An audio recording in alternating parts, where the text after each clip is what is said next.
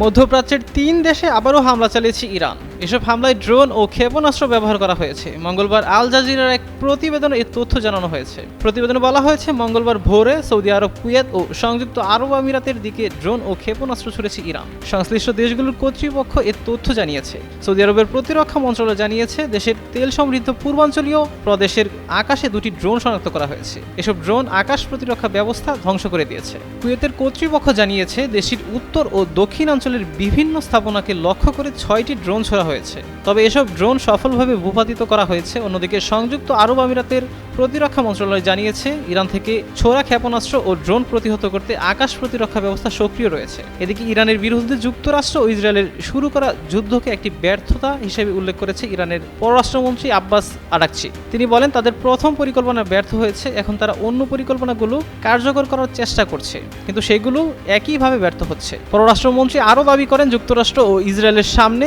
যুদ্ধের কোনো সুনির্দিষ্ট লক্ষ্য বা শেষ নেই, আর এ কারণেই তারা আবাসিক এলাকাগুলোতে নির্বিচারে হামলা চালাচ্ছে। ইরানি পররাষ্ট্রমন্ত্রী বলেন, ইরানের জ্বালানি অবকাঠামোতে হামলা চালিয়ে তারা বিশ্ববাজারে তেলের দাম আকাশচুম্বী করে তুলেছে। আরাকচি বলেন, আমি দেখছি না যে তারা কোনো যৌক্তিক লক্ষ্য অনুসরণ করছে। শুরুতে তারা তাদের উদ্দেশ্য অর্জনে ব্যর্থ হয়েছিল, এখন 10 দিন পার হওয়ার পর আমার মনে হয় তারা পুরোপুরি লক্ষ্যহীন হয়ে পড়েছে।